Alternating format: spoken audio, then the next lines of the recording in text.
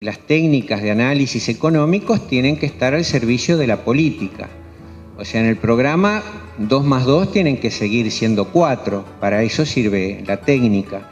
Pero después la formulación, la presentación, el punto de partida, el reconocimiento, la priorización de los problemas tiene que ser a partir de las luchas sociales.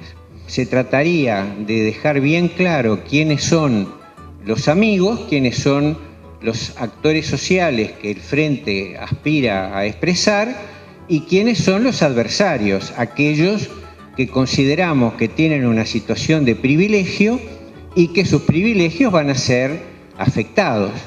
Desde mi punto de vista, sin duda discutible, no hay posibilidades de cambio sin confrontación.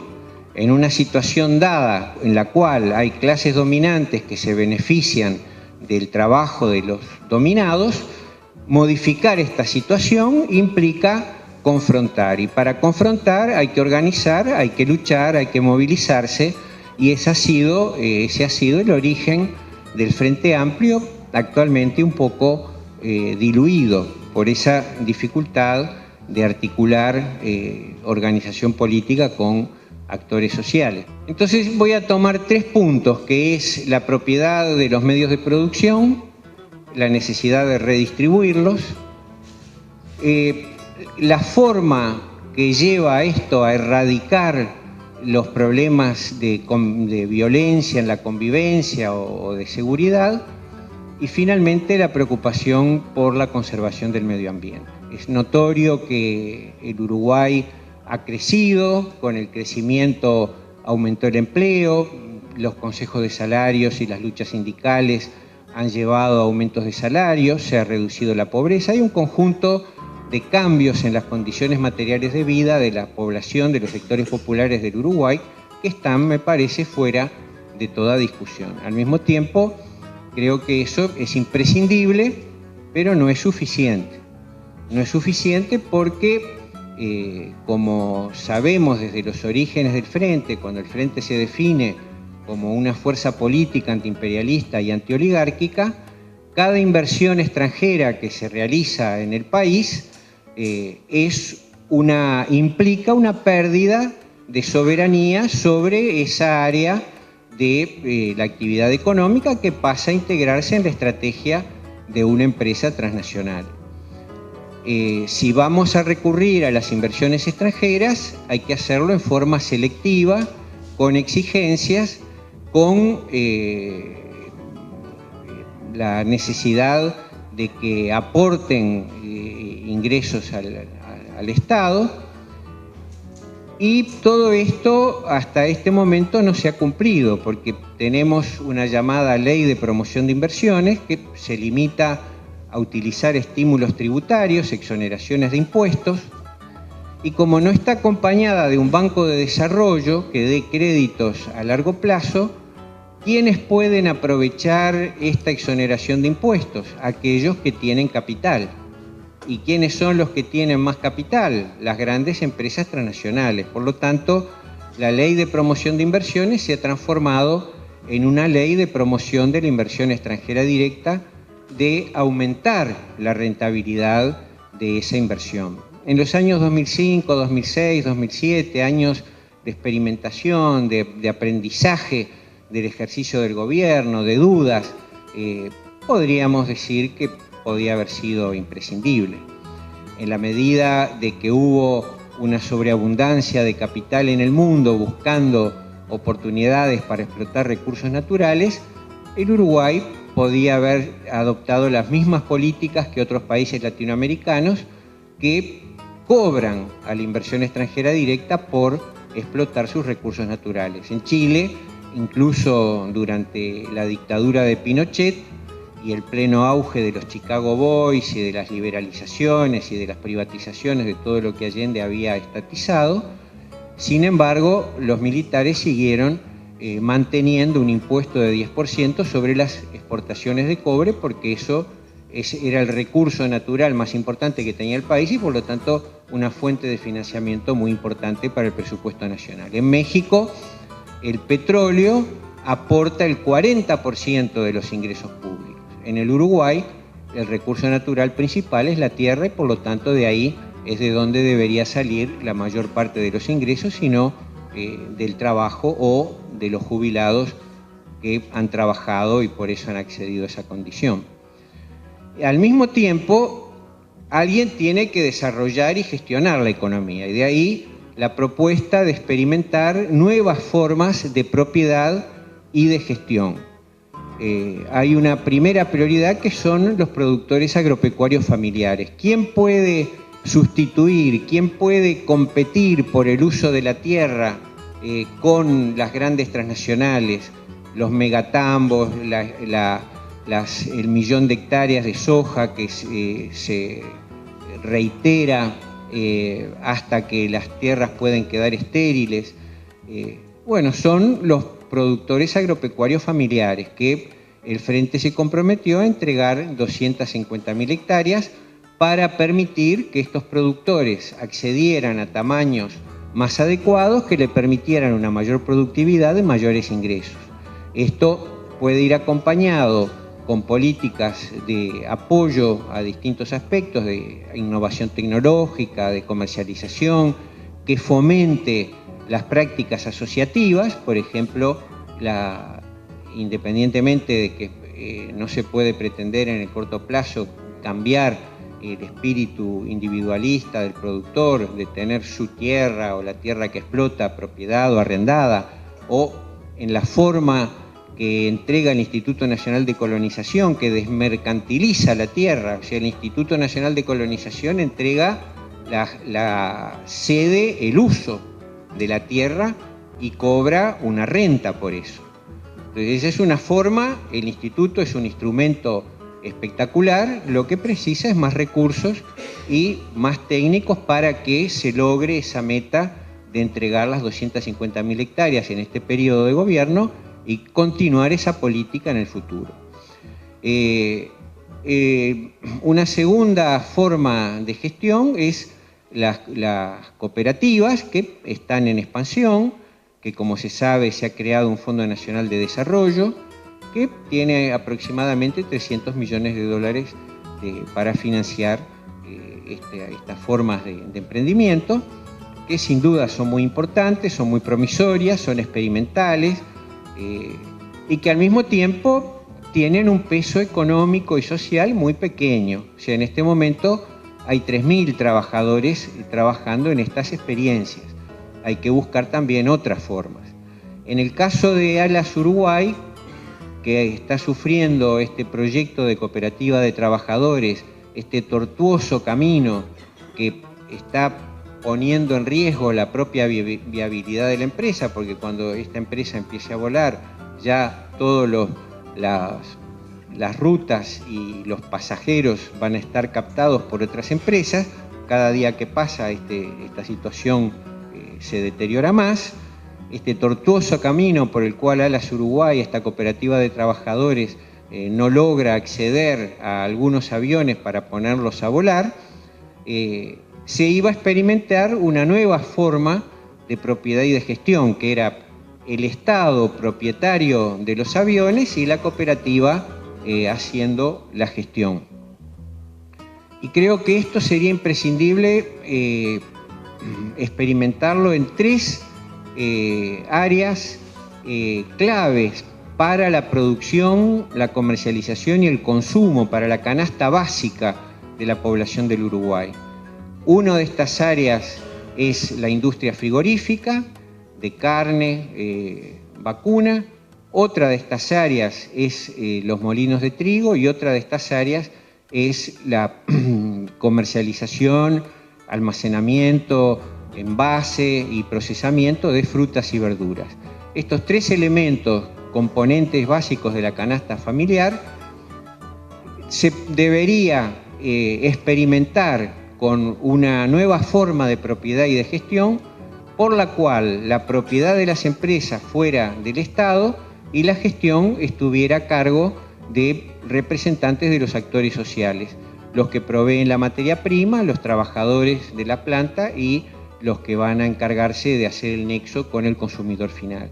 Esto es una propuesta que articula la experiencia del Instituto Nacional de Colonización, de propiedad estatal y gestión privada, articula la experiencia de los consejos de salarios con el Estado regulando y articulando intereses contradictorios, y articula también las experiencias autogestionarias de trabajadores y de productores rurales que tienen múltiples experiencias asociativas, aunque no en el campo de la producción, y que no han logrado avanzar sobre la industrialización, excepto en el caso de Conaprole, que también es una experiencia en la que se innovó durante la dictadura de Terra con el objetivo de promover el consumo de leche pasteurizada, se innovó en una forma de propiedad y de gestión. Yo aspiraría a que el Frente Amplio tuviera el suficiente coraje político y el suficiente coraje intelectual como para romper con los esquemas del mercado y experimentar con una redistribución de los medios de producción apuntando hacia estos objetivos. Un segundo tema que se asocia con esto es el problema de la inseguridad, que tiene una raíz y una dimensión económica, no solo, pero sí un componente muy importante. Hay un indicador que está fuera de discusión y que es: cada día hay más personas privadas de libertad, mayores y menores. Este indicador tiene dos aspectos para su interpretación. Por un lado, es un indicador muy claro que el sistema represivo funciona muy bien, que Bonomi es un excelente ministro del Interior, que ha logrado una gran eficiencia de la policía, que las leyes son represivas y que los jueces aplican esas leyes y meten a la gente que violó la ley, las meten presa. Pero también nos muestra una cara enferma de la sociedad, porque cambiar esta situación, la derecha, con Bordaberry a la cabeza, lo quiere hacer metiendo más personas presas desde más temprana edad y durante más tiempo. Pero esto ya es demasiado tarde. Cortar de raíz este problema es ir a preguntarse por qué cada vez hay más personas que deciden violar la ley para acceder a ingresos o a propiedades económicas. Esta es la raíz. Y la raíz, primero la tendríamos que investigar mejor, investigarla con recursos y con los investigadores universitarios, no con el financiamiento de los organismos internacionales que acotan las formas, los procedimientos y por lo tanto los resultados y las conclusiones. Investigarlo a través de la Universidad de la República. Y desde un punto de vista materialista y conociendo un poco la experiencia, se pueden arriesgar algunas hipótesis, es decir, esta nueva cultura, esta subcultura, estos valores antagónicos con el resto de la sociedad, son la cultura de los excluidos que de víctimas se transforman en victimarios. Entonces, ese grito, vamos arriba nosotros los chorros, que se escucha en los motines carcelarios, que se escuchó en la película Parte de Mario Handler, es expresión de una cultura de los que han sido excluidos, segregados y que no han sido integrados, que se han roto sus puentes con la sociedad y por lo tanto responden a esa sociedad excluyente con una violencia delictiva. Esto requiere sin duda un mayor gasto público y una mayor prioridad para atender este tipo de problemas. Es cierto que se están experimentando con estrategias de inclusión en 7 barrios que concentran la pobreza en el Uruguay y que probablemente de allí surjan resultados para expandir. Pero en cualquier caso, expandir estas experiencias o estos aspectos hoy experimentales, expandirlos al resto de la sociedad, requiere también mayor gasto público. Un tercer elemento que quería plantear es los problemas medioambientales. Son problemas sin duda complejos. A mí me cuesta tomar posición y se han ido acumulando a lo largo del tiempo. Es el problema de las pasteras, el problema de la forestación, el problema de la soja, el problema de los transgénicos, el problema de los megatambos, el problema de los feedlots, el problema de la megaminería a cielo abierto, el problema de las tecnologías de fracking para acceder al petróleo no convencional en caso de que el yacimiento justifique su explotación. Son muchos problemas que se van acumulando para una discusión, muchos problemas complejos sobre los que es difícil, o para mí por lo menos, tomar una posición categórica. Pero de repente el problema estalla y aparece por las canillas de nuestras casas, aparece con el agua que llega, que deja de ser, como nos enseñaban en la escuela, incolora, inodora, insípida, para tener color, olor y sabor. Entonces, el problema estalló. La primera reacción fue negarlo, hasta que el informe de 4 decanos, apoyados por los equipos de investigación de las respectivas facultades, pusieron sobre la mesa un problema grave, el deterioro de la cuenca del río Santa Lucía, que viene acumulando por una multiplicidad de causas el deterioro del agua y que requeriría mucho tiempo, que requiere mucho tiempo y también aumento del gasto público para resolverlo. Y entonces, cuando estudiábamos metodología de la investigación en la facultad, estudiábamos a un epistemólogo, Karl Popper, que decía: se puede afirmar que todos los cisnes son blancos hasta que aparece un cisne negro. Y esta agua es el cisne negro, es lo que prende una luz amarilla y nos lleva a preguntarnos, ¿pero se estarán manejando bien los problemas medioambientales o hay una perspectiva cortoplacista de priorizar el aumento de las inversiones, del empleo, sin pensar en los costos medioambientales? Finalmente, quería decir que a pesar de todas estas propuestas, sobre las cuales no tengo ninguna expectativa de que sean incorporadas al programa del Frente Amplio, creo que el Frente ha perdido su capacidad transformadora, porque esa capacidad se fortalece en la organización, en la lucha, en el conflicto, y el Frente ha perdido notoriamente esa capacidad, ha ganado terreno la agitación de fantasmas, como decir, no se puede tocar nada del sistema tributario porque se van a ir los capitales, las evaluaciones autocomplacientes, diciendo con la reforma tributaria paga más el que gana más, y no es así. Fíjense que ¿quiénes son los que ganaron más en el país fuera de toda discusión? Los dueños de la tierra. Solo por el hecho de ser dueños de la tierra, su patrimonio aumentó un 600%. Hoy la tierra del Uruguay tiene un precio de 55.000, 60.000 millones de dólares. Y esto que vieron aumentar los dueños de la tierra por el solo hecho de ser propietarios, vieron aumentar su patrimonio en 6 veces, no pagan nada. Incluso la preocupación asumida por el gobierno sobre la concentración y extranjerización de la tierra, que llevó a ese impuesto, el ISIR, declarado inconstitucional. El gobierno asume el problema, dice efectivamente hay que combatir la extranjerización y la concentración de la tierra, lo vamos a hacer con este impuesto. El impuesto no está operando por ser inconstitucional y hasta ahora no se ha hecho nada que lo sustituya.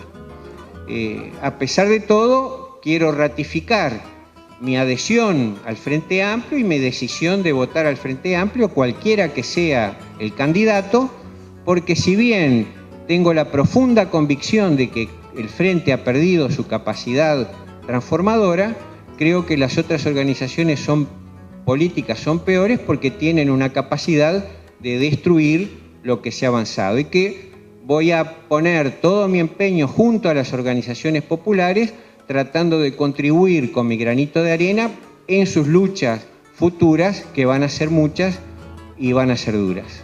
Muchas gracias.